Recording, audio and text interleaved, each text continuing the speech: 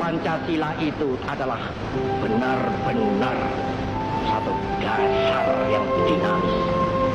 Satu dasar yang benar-benar dapat menghimpun segenap tenaga rakyat Indonesia.